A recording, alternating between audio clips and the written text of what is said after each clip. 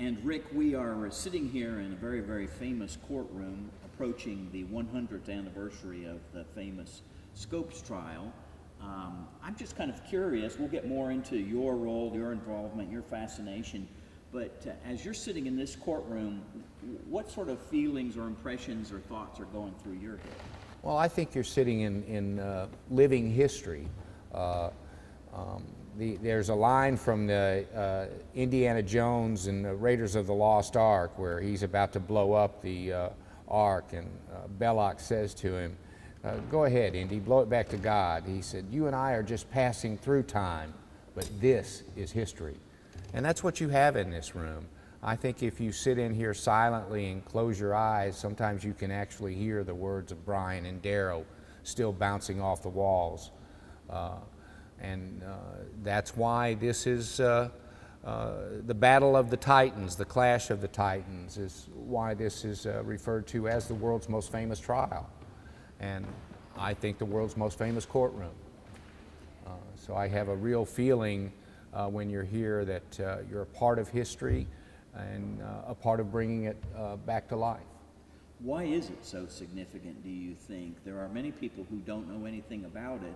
A lot of us, obviously, growing up, we would have been familiar with it because we would have been sort of teased with the question of evolution and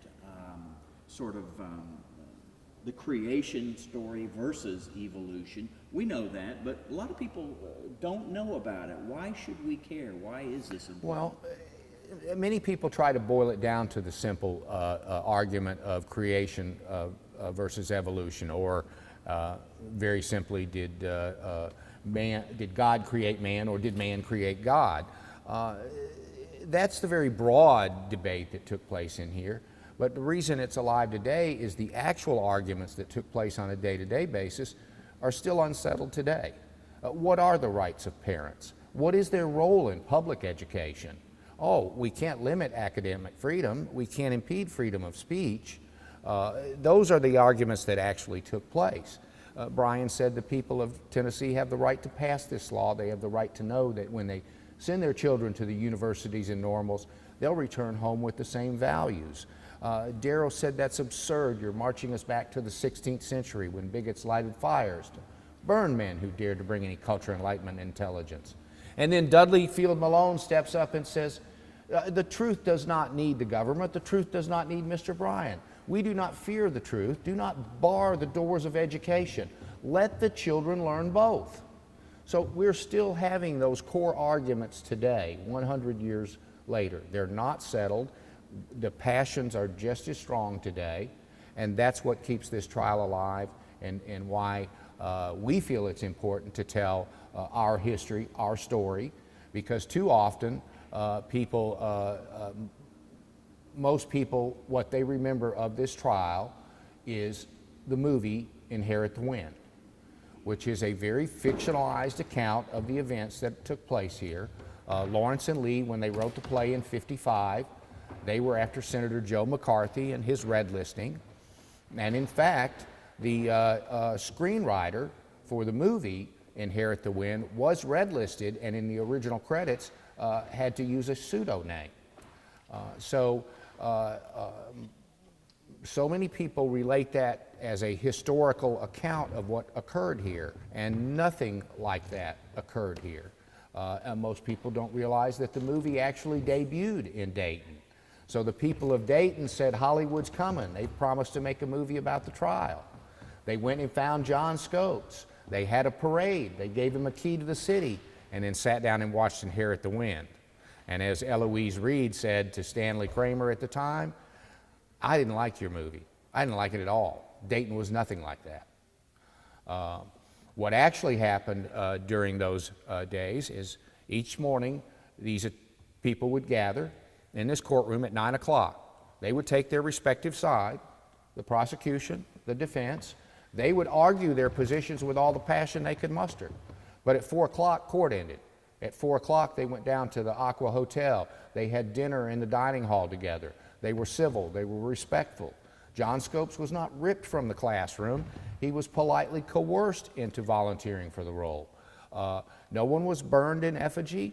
No one was hung in effigy. There was no running down the streets with torches. People were very civil and very respectful. So we're still having those same arguments 100 years later. We still have the same passions. We just can't seem to find 4 o'clock and get a pause where we can be civil and respectful to one another. So you've hit on some of the major players in all of this.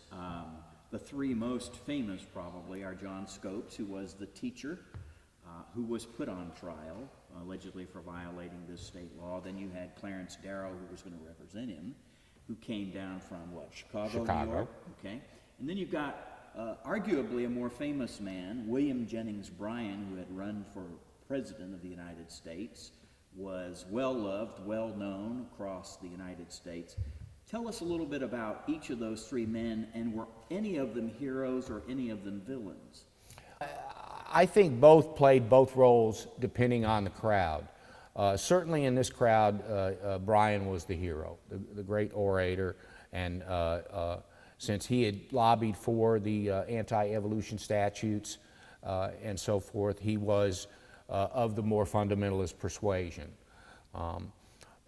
Darrow, again, hero to some, certainly the notoriety just coming off the Leopold and Loeb case and his association with that. That's the famous homicide that was planned by the two rich young men. That's correct. They picked out Bobby Franks, brutally murdered him just to prove that they could get away and commit the perfect crime. They ended up getting caught. Their families offered Darrow $1 million to save their lives. He realized the only way he was going to save their lives was to get them to plead guilty and then argue mercy before the court. He took that approach. The citizenry of Chicago was out for blood. They wanted Leopold and Loeb executed. So he was not popular from that crowd when he got them off. The family was not satisfied with him merely saving their lives. When they got life in prison, the family jilted him and didn't pay him his fees. So you could put both into those roles. But I keep mentioning Inherit the Wind, and that Bryan was very demonized. He was not in the actual courtroom. You had prior relationships. Darrow, even though greatly disagreed with Bryan, he had tremendous respect for him. They knew each other.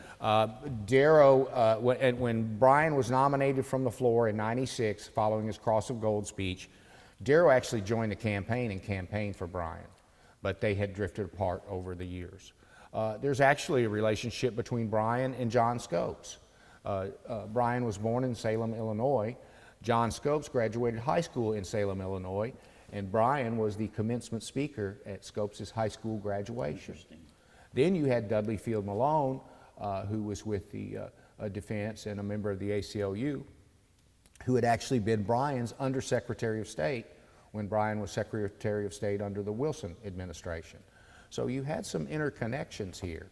And one of the great stories that we love to talk about is local attorney on the prosecution, Ben McKenzie, who had been a judge, had been an attorney general, a very colorful character, had some of the best lines in the trial when he challenged the interrogation of Bryan. He said the defense would no more file the statements of Colonel Bryan than they'd file a rattlesnake and handle it themselves. Very colorful, yet somehow he and Darrow hit it off, even though they were on opposite sides. They became close friends, remained friends the rest of their lives, with McKenzie visiting Darrow in Chicago, and Darrow returning to Dayton to go fish the Hiwassee Refuge with McKenzie.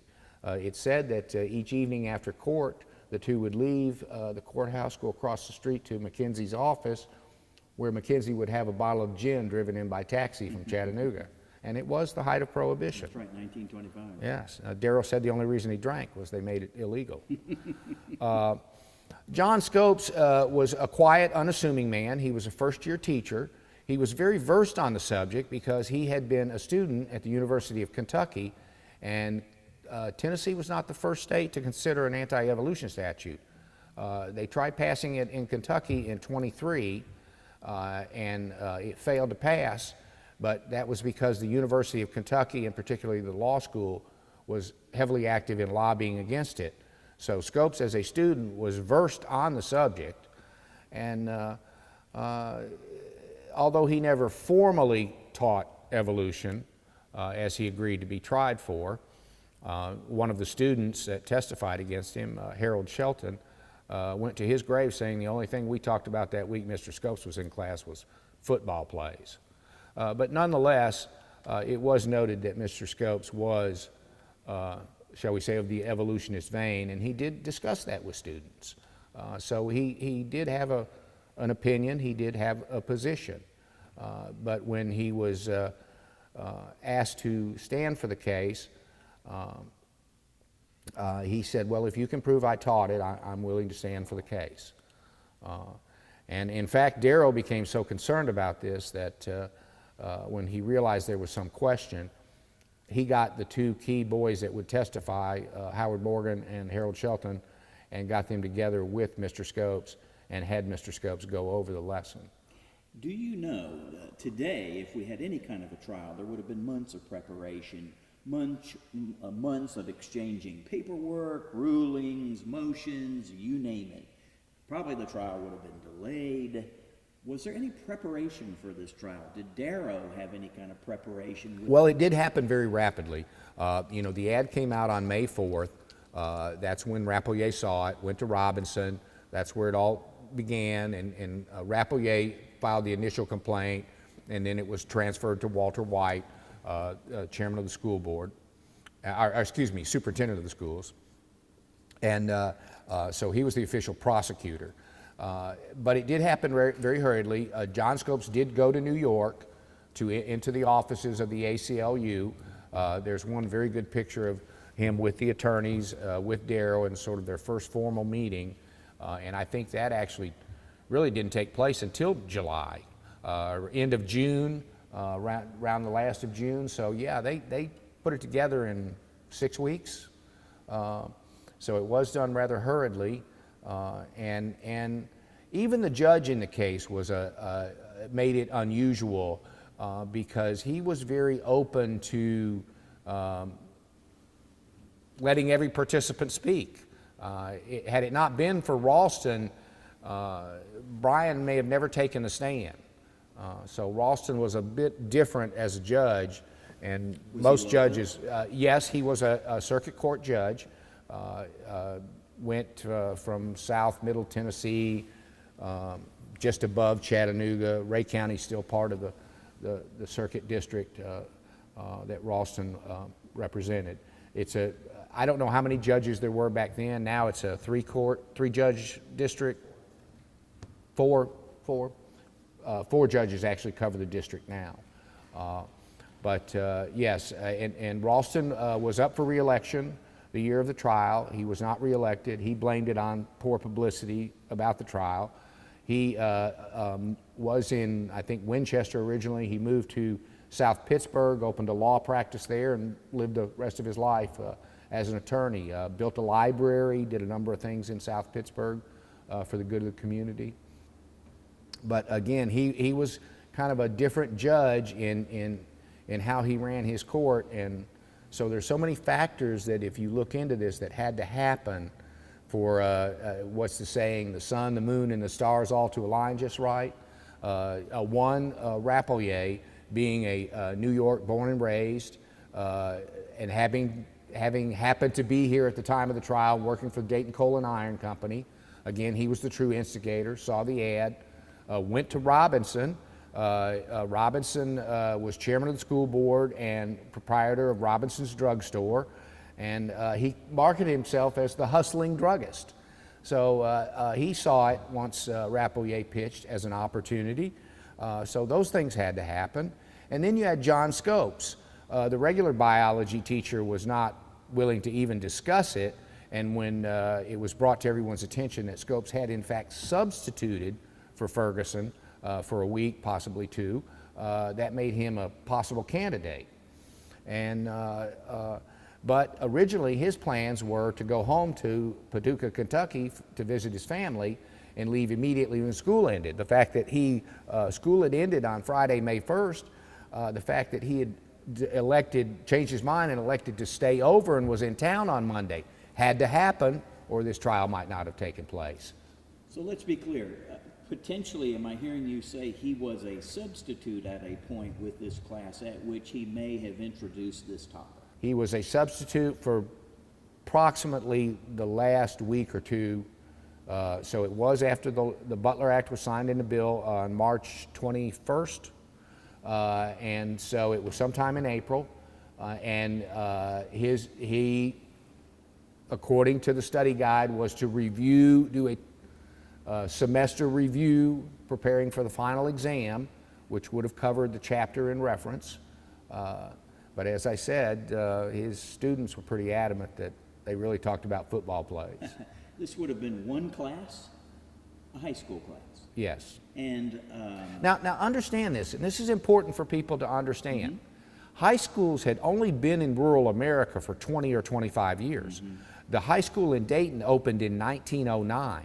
They were still using the original textbook in 25. So there had only been a high school in Dayton for 16 years. Up until then, rural America only went to the 8th grade, basic reading, writing, and arithmetic. Yes. So then so with high schools coming, then you're introduced to chemistry, you're introduced to physics, and of course you're introduced to biology. So these were new subjects to a rural fundamentalist America, if you will. Okay, so I'm beginning to get a picture, and I want you to correct me or affirm it for me. This thing sort of appears as an advertised thing that's going to be happening in the spring of 25. We have a brand new Tennessee law that some people want to challenge. We have two complete foreigners, or out-of-towners, if you will, in terms of the major legal players. We have a man who is not from Tennessee, who is mainly, it sounds like, from Kentucky or thereabouts, or that's where his work is. It's all sounding like kind of a big stunt.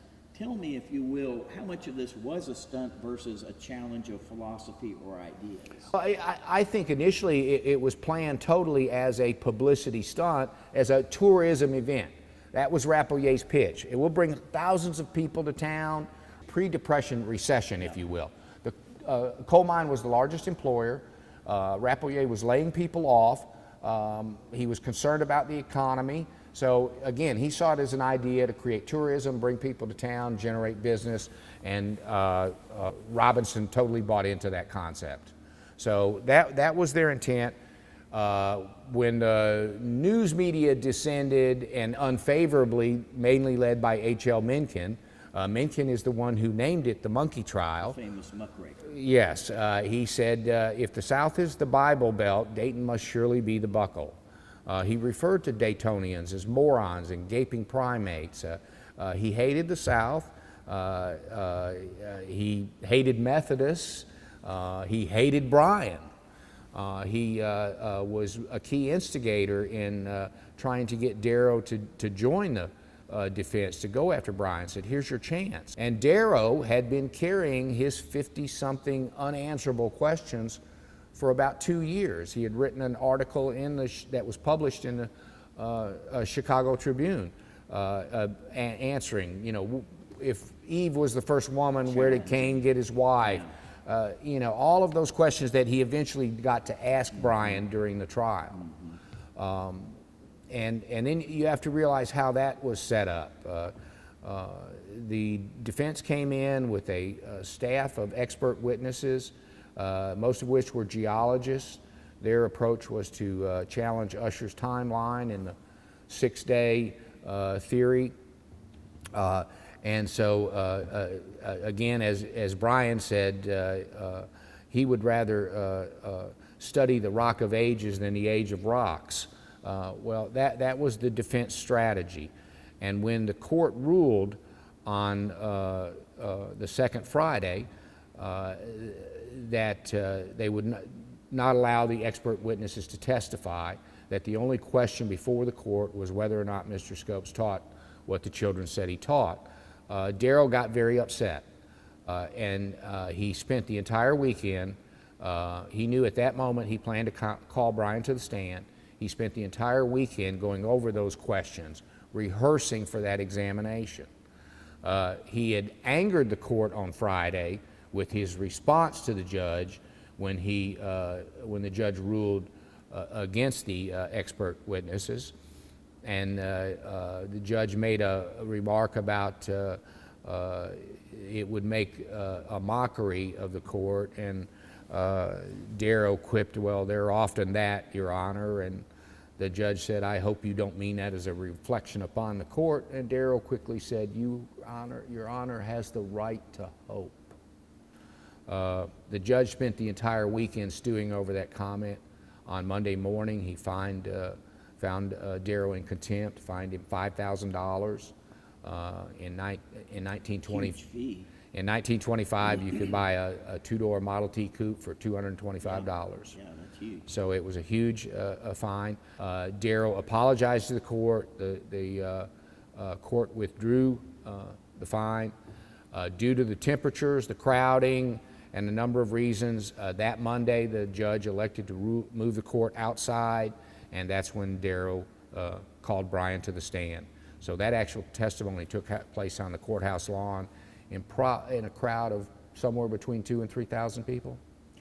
We're sitting mere feet from where the jury box was, and those two men in a traditional trial, that's who the lawyers are talking to, because that's who they've got to convince. That's not really what was happening here, though. They were speaking to beyond this courthouse. They were speaking to various factions in the United States of America via newspapers and et cetera, correct? Well, this was the first trial to be covered by a broadcast media. WGN came from Chicago. They paid $1,000 a day to broadcast, to rent the AT&T phone lines from Dayton to Chicago so they could broadcast the trial. But they also had loudspeakers out on the courthouse lawn. So yes, it was boomed out, and most of the trial was motions, and so the jury was excluded. Though they lined up thinking they'd get the best seats in the house, they really only spent a few hours in court. Most of the time they were excused because of they were arguing something that should not be before the jury. So the jury would have sat right in center of the bar, and they really, because of their lack of presence in the courtroom, got pushed out by the media. And there ended up being kind of a scuffle for chairs because it's estimated there were 800 to 1,000 people in this room. While this was a functioning courthouse from the time it opened, formally opened in 1892, closed in 2020 when they opened the new Justice Center. But during that time, this was the largest courtroom in the state of Tennessee. And Darrow noted in his autobiography it was the largest courtroom that he had ever practiced in. Oh, by the way, who's paying for all of this? Is anybody paying for all of this, or is everybody here just basically to sort of promote themselves? Well, the play, if you will, the production that we do started originally in 1988. A gentleman named Frank Chafin came to town wanting to do a production of Inherit the Wind. He was discouraged, and he was actually directed to Bryan College, introduced to Dr. Richard Cornelius, who we all consider kind of the grandfather of this, probably the most studied and probably written the most papers, journals, etc., on the trial and on Bryan. And Dr. Cornelius was able to convince him to read the transcript and consider doing a production based off the actual transcript. So that began in 1988. For the first 20 years, it was primarily a Bryan College production. In 2007, they fully stepped away. We weren't able to do a production in 2008, kind of the confusion in the transition. The community did regroup in 2009, primarily Tom and myself, and we did 2 or 3 years kind of as an independent under the Main Street formal umbrella. And then when we started getting some different funding and so forth, we were encouraged to form our own 501c3, which we did 2016. So since 2016, it's been a production of Ray Heritage Preservation Foundation, which I'm president, Tom is vice president, and we do most of the fundraising associated with it. We have evolved and matured enough that most of the funding comes from ticket sales. We started out selling, $10 tickets, and we realized the value of our production was more than that. So we are selling out. We've sold out the last 3 years. I've got, I think just before we came up, 5 general admission tickets left for this season. We close. We started last year. Our finale performance is a dinner with the cast. It is a true immersion into the 1925 experience. And of course, in our performance, you get 2 things. You get to hear the actual words of Brian and Darrell. 90% of the dialogue that occurs within the bar in our production comes straight from the trial transcript. We reintroduced a few years ago the famous Tennessee reporter Nellie Kenyon, who was the only female press member at the time of the trial, had a valid press pass. She is our storyteller today, and I will tell you that 90% of her dialogue comes from her actual published articles about the trial in 1925. You say she was from Chattanooga? She was originally from Chattanooga. She started out, her first assignment for the Chattanooga Times was to travel up to Nyota, Tennessee to talk to Harry Burns' mother. And of course, Burns had just signed, changed his vote, to give women the right to vote. She was the first reporter on the scene of the trial. As Tom mentioned to you earlier, she went on to work for the Tennessean, and very famous. She covered both of the Jimmy Hoffa trials. She was in the courtroom when the shots were fired in the assassination attempt. She broke the case on the Tennessee Children's Home and the lady that had made a career out of selling babies. She broke that story. She's a legend. Fascinating character. Let's get back to 1925 and straighten me out on some things. When did the trial start? How long did it last? And we're sitting in very nice air conditioning in July of 2025. This was not air conditioned. Were these seats here? You're sitting in the actual chairs. When you come to this, that's your experience. You're in the actual chairs in the actual courtroom, and you hear the actual words. These chairs were here yes. 100 years ago. There were actually more of them. Very little has changed in the courtroom. As you mentioned, air conditioning was added. There was not air conditioning in 1925. Temperatures were unusually hot. It's estimated that on days it was as much as 110 in this courtroom.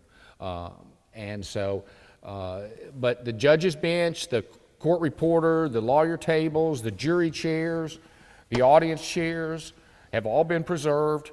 No ceiling fans. No ceiling fans. There weren't back then. These are different light fixtures. Back then it was just a bulb hanging down. So the globe fixtures, I'm not sure what year they were added. I can tell you that they're old enough that they're porcelain fixtures, because every once in a while they'll flicker, and that just adds ambiance to the room. And from when to when was the trial? July 10th to July 21st. So 11 days, basically. I assume there were some weekends. Yes, there were 2 weekends. There were 8 days of actual courtroom activity. It started on Friday, July 10th. The big events occurred the next week. As I said, Friday was when the judge ruled against the expert witnesses, and ironically, that's when WGN and most of the media packed up and left town. The only real reporter to cover the trial on Monday, when Darrell went after Brian, was actually John Scopes. He had been left a little money and so forth from the various newspaper reporters and say, take some notes and send them along to us. So the reporters paid the defendant to sort of tell that story. That's fascinating. I guess he took good notes, eh? Wow. From when to when would we go? Do we know? Would we crank up at 8 or 9 in the morning and go till 3 or 4? The court would formally start at 9, and it would go to 4 o'clock each day. Fascinating. And do I understand clearly then the jury often was not here, was not sitting in the room while the lawyers were hashing out whatever sort of arguments they were here? They were here for the formal witness testimony.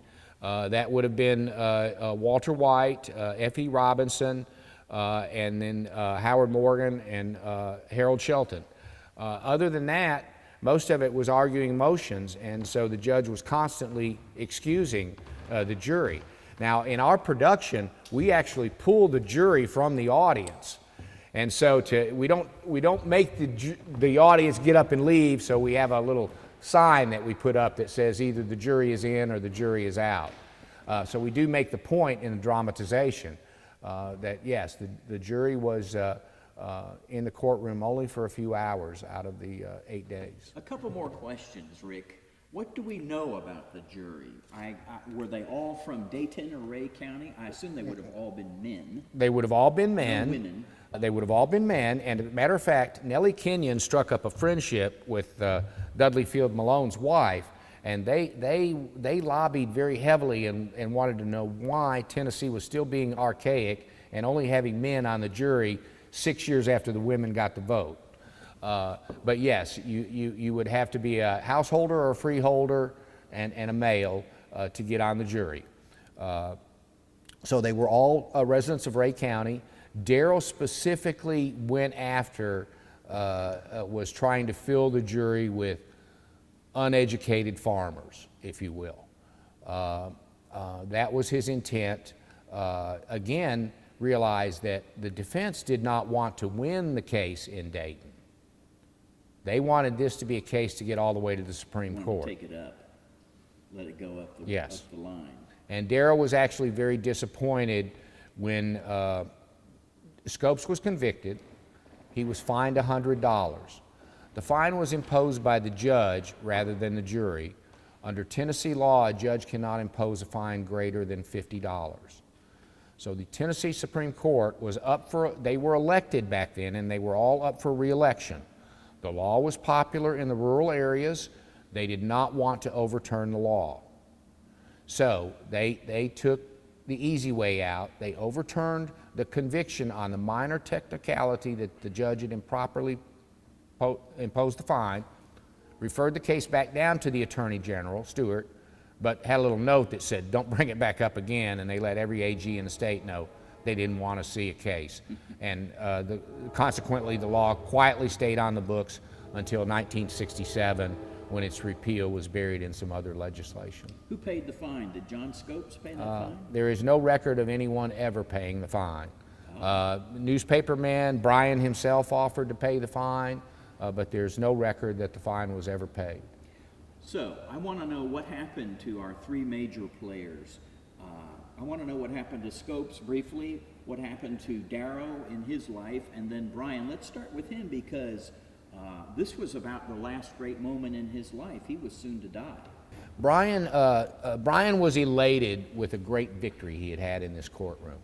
It gave him new energy, and as most suspected, he probably was planning for another run. One of the interesting side notes about Brian while he was here, he had just signed a land marketing agreement with Boca Raton something. Uh-oh, Florida property? Yes, That's so he had all kinds of he had people in town that he'd paid, and cars driving around with loudspeakers hawking his Florida real estate the whole time he was in town. That turned out to be a debacle, whether he was involved or not. Well, and anyway, so Brian was elated. He stayed in town. He traveled around southeast, middle Tennessee, giving speeches. He spent the last night in Chattanooga. He returned to Dayton. The trial ended on Tuesday. That Sunday. He returned to Dayton from staying in Chattanooga. He gave his last talk at the Methodist Church that Sunday, and then went to the Rogers home where he and his wife had stayed during the trial. Had a very large lunch. According to his cook, he consumed two entire fried chickens. That's a lot. Yeah, he was a diabetic. He laid down to take a nap and never woke up. So he passed here in Dayton. He did pass away here in Dayton. Great irony or justice in all of that, I don't know. Well, Darrow, of course, he went on to have a few more cases. Not anything, he had a couple more that were pretty newsworthy, but after the Leopold and Loeb family jilted him on his retirement funds, if you will, he continued to work. John Scopes was offered his job back. He felt that all the sensationalism around the trial would just be too much, and as I said, the expert witnesses were all geologists. They took up a little collection for him, and so he enrolled at the University of Chicago in a master's in geology program. Actually lived with Darrell for a short time, and then when he ran out of money, he ended up going to work in the oil and gas industry, lived for a while in Venezuela, then Texas, and eventually settled in Louisiana. Really shied away from it most of his life, the rest of his life, had very little comment on it. Near the end of his life, he did try to come back and make a little money off it. If you, again, look out there on YouTube, you can find he made an appearance on the old TV show To Tell the Truth. But for most of it, he did not talk much about the trial. He avoided any publicity and lived very quietly. Last question, what sort of lessons or takeaways, great takeaways, can we get from that event 100 years ago? Well, we think the greatest takeaway is, as I said, these people would gather each morning at 9 o'clock. They would take their respective sides. They would argue with all the passion they could muster for their position. And there were some very heated exchanges. There was one great exchange. I said Darrell and Mackenzie became great friends. There was one point where Darrell challenged Mackenzie and said, "You believe that man is actually made in the image of God?" And they went back and forth a few times, and Mackenzie turned to him and says, "Well, I do realize it was difficult on our Maker to choose to make some so profusely ugly." But still, at 4 o'clock, that all ended. At 4 o'clock, he and Darrell went across the street and had their drink of gin. All the people broke.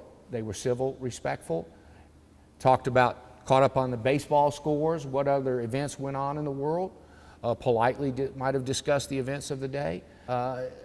And that's the great lesson. We're still having the same arguments 100 years later. Our passions are just as strong. We just can't seem to find 4 o'clock and take a pause and have some dialogue and perhaps get to know the other person and better understand why they see things their way, and maybe enable me to say something softer to explain why I see things my way. I think that's a great lesson that we could use today. If we could just find that 4 o'clock and pause a little bit and have a period of civility, then we might progress. But as I said, who knows? The core arguments are still just as divisive today. Rick, we appreciate you taking the time to speak with us. Thank you. Tom, we appreciate you taking the time to sit down and meet with us. Would you please say and spell your name? My name's Tom Davis, Tomdavis. And you previously were with Bryan College. I was with Bryan College as Director of Public Information. That's how I got started in this. Learned a lot about the trial and the history of the community, and help with that. Yeah. I want to ask you a little bit about the preparations for the centennial, and then also a little bit about the trial. First, let's talk a little bit about what all has been going on to get ready for this moment, because here we are 100 years later, a great moment in history, sort of an oddball event, but there's been a lot going on. Can you share with us kind of what all the preparations have been to get ready for this moment? Well, we started about 7 years ago actually talking about it, and got interrupted by that COVID bug. Yeah, as everything did. Right.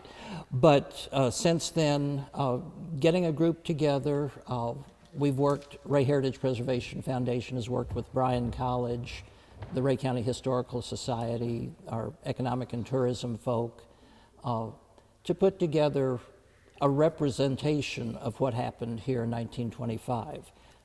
I think it's fair to say the heart of what we do is the play in July, but in March we did a production for students, a 1-hour show that included a lecture and a tour of the museum. We had a debate, so we sponsored a debate with Bryan College for Bryan College students. The creation and evolution was a big deal then. Once upon a time, the Bible was literally the word for many, I assume. Right. And over the years, as particularly since the Epperson case in 1968, that's not really talked about much. Well, we felt if we are going to be fair to 1925 and to history, creationists should have a voice in what's going on. And, I like to think that we're going to let everybody talk. This is not an argument, this is not a debate that we're going to have, but if you want to find out what some people are thinking about creation, evolution, history, religion, this is where we're going to take a shot at finding out. You could say there really weren't winners in terms of who was right or who was wrong, really. William Jennings Bryan, pretty much at the close of the case, said people have got to be aware of a topic. People have got to discuss a topic, debate it, before they come to a conclusion. We have fought out a little case, of little consequence as a case, but it raises a question which one day will be settled right, whether on our side or the other side. And I think Brian would be impressed that we as a nation are still discussing that. No, we haven't come to a consensus. What is it? 30 to 40% of Americans would hold to a creationist position. I imagine there's a big percentage, relatively speaking, that I don't know, I don't care. And then there's a big percentage that are on the evolutionist side. And as Rick said so ably, we tend to argue today. We don't discuss. Nobody listens, they Right. just argue their point. Right. And we want what we're doing here, to inform, so when people are talking, they know what the argument is. But we want to let people think about it and discuss it. And we hope that's what they come away with from our centennial celebration. Leading up to this centennial this month, obviously there's going to be regional interest and awareness, but I'm curious, what sort of national interest have you all run into and or international interest? Haven't had a lot of contact internationally yet, but a year ago we had producers from another TV network here interested in doing something. Wall Street Journal has been here, World Magazine has been here, a number of area folk have been here talking with us and wanting to know what's going on. Thank you all for coming down from Knoxville. Sure, you bet. Well, I mean, it's something that, all of us have grown up with, both maybe the reality and the myth of what this trial was and what it's meant. So it's always been fascinating. And it's a moment in history, in American history, from the last 100 years, for sure. Well, it is, and the trial has really become a touchstone. How important is this? I remember when O.J. Simpson was on trial, Yep. a number of reporters called and said, how does this compare to O.J.? Interesting. Well, As the trial of the century. the trial of the Which is century. kind of a worn-out cliche, honestly. Yeah. When you look at other trials, what do we think of as big trials? Well, usually it's murder, rape, horrible things, bank fraud. This was a trial where there was none of that. It was a misdemeanor case, a little case of no importance as a case, as Brian said, but it was a conflict of ideals. We talked about, the lawyers talked about the great questions of life. Where did we come from? Where are we going? Why are we here? Who makes the decisions for the community? Is it the majority? We call ourselves a democracy. Democracy means the majority wins, right? Well, what if the minority, somebody of a different opinion, is affected by the majority's decision? Does the minority have any rights? What rights do parents have who are paying for public schools, do they have a right to say, I want this taught or I don't want that taught? Or do we just leave it to professionals? So, you know, you just have to look at the headlines almost every day to see where people are fighting, struggling with school boards who decide that you can or can't do this. Which These people books can or you don't. should be allowed to read Right. or not read. Right. Which vaccines you should take or not take. Yeah. It's sort of, we've kind of come back the other way. It's almost Yeah. like things that we thought were settled are not settled at all. Right. And, you know, I think we saw in the defense's arguments in the Scopes trial, let's pay attention to experts. Well, we're now at a point where, do we really want to pay attention to experts? Where do experts fit into our discussion? Well, these are things that I think the arguing has brought to a head, not the discussion. Because if you and I discuss something, we'll probably find somewhere where, okay, yeah, we can agree on this. Well, if I'm fighting you and you're fighting me, hey, you're crazy.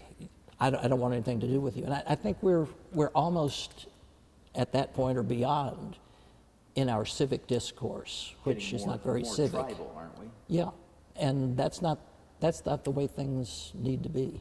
I'd like to talk to you about Dayton, Dayton residents, and what this meant for people back in 1925, and what it means for the people today, either in Dayton or Ray County.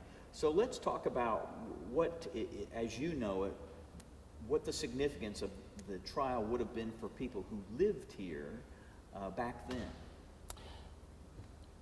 I think Rick was right in his comment about, is this a publicity stunt or legitimate? And it was both. Nobody was mad at John Scopes. He was a popular teacher. I don't think there was a real big discussion about creation and evolution In town. in town. You know, there were creationists and there were evolutionists, but everybody got along. When word of the trial started to get out and some of the reporting filtered back to Dayton, one of the fellows who helped organize this said 30 years later in a master's thesis that was published at UT, it didn't take us 90 days to realize we'd made the biggest mistake of our lives. Mencken calling us Monkey Town, that was not a term of endearment. And people hurt because of that. I moved here in 1976, and that was really my introduction to the history of the event. And I remember saying to someone, why don't we do something about this? We ought to invite people in and celebrate. Oh no, we ought to forget that ever happened. And it was that way for a long time. Rick mentioned Dr. Cornelius at Bryan College, who really had the vision to see, okay, this was a significant trial for a lot of reasons. Dayton had the courage, Ray County had the courage to do something about it. We ought to celebrate that. And I think people have picked up as they have realized we do get people from around the world here. We get people from all over the country that come in here. We've been in here an hour this morning and there have been 3 or 4 people that have stuck their head in the doors. That happens all the time. People recognize the Scopes trial as something very significant. And I think if we really appreciate that it was significant, okay, we took some blows, but okay, we're 100 years past that, let's get over it. Let's help people understand the value of what happened here. Like I say, people are really beginning to see that. It's been encouraging to me as we've gotten into this centennial to see the community step up and say, okay, yeah, we might want to do this. So I see good things coming from from this celebration and people understanding why we're trying to do what we're doing. Dayton, before 1925, I don't think anybody had ever heard of. Dayton was only, 45 years or 35 years old as a community, even in 1925. Was it a little town on the railway? Was that it? It moved from a little town on the river to a little community on the railway. With the collapse of the coal and iron company, the boom had burst and the population had shrunk. So having some attention drawn was an idea that maybe we could get some investment and build up to where we were, maybe get better than where we were. And I think that's so important in my mind.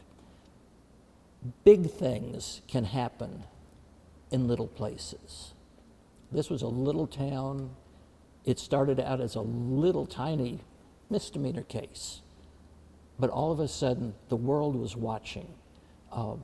Again, Brian said more words have been sent from Dayton by telegraph than any other event in American history. 2 million words sent out of Dayton over about 2 weeks. And I want people to sit here in this beautifully restored courtroom and think, okay, maybe my town didn't have the Scopes trial, but something good happened there, something big happened there. I can be proud of my town. And I want people in Dayton to be proud of our town and share that with people, because again, you don't have to live in New York or Washington or Nashville or Knoxville for big things to happen, for good things to happen. They can happen here, wherever here is. A couple more questions.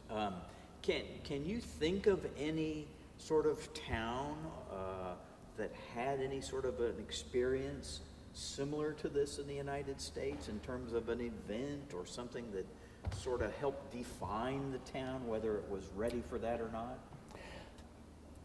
The immediate town that comes to mind is Salem, Massachusetts. Oh, interesting. Very interesting. 300 years ago? Yeah, the witch trials. The witch trials. Yeah. Salem celebrates that in a big way. They're welcome to it. But, that was a little town. Did they do the right thing with that series of trials? Well, I'll let the historians argue about that. I think the alleged witches were all put to death, right? Something like that, yeah.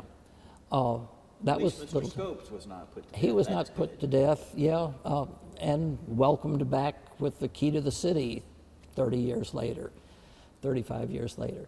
I can think of tragedies. The town in Florida that was burned in race riots. I think there was one in Oklahoma or Kansas. Tulsa, yeah. Tulsa, It yeah. was part of Tulsa that burned in a riot. Yeah. I think it's, so many of the things that we think about happening in little places are tragedies. And I don't think this one was a tragedy. We talked a little about Bryan College. I guess I'm just curious, what meaning does this trial have for Bryan College? And is there sort of an interconnected relationship these days in terms of the event and the history of it and the college? You know what I'm saying? I mean, Yeah. if you're at Bryan College, do you sort of raise your eyebrows at it, or do you go, that's a part of our DNA? That's been a challenging relationship over the years. I think we're at a point now where the college is willing and eager to celebrate this. If it were not for this trial, Bryan College would not be here. A number of the folk who organized or participated in the trial served as the incorporators and founders of Bryan College. F.E. Robinson served as chairman of the board, from 1930 until his death. I think it was in the 50s. Bryan has been integral in helping organize the centennial celebration. The first the opening convocation for the college was held in this room in 1930. Interesting. So, yeah, there is a close connection, and I think the administration now really does understand and celebrate that. It's important to the community, it's important to the college, and they're getting ready to celebrate their 100th in 5 years as well. So, Tom Davis, we really appreciate you taking the time to speak with us. thank you, John. Appreciate it.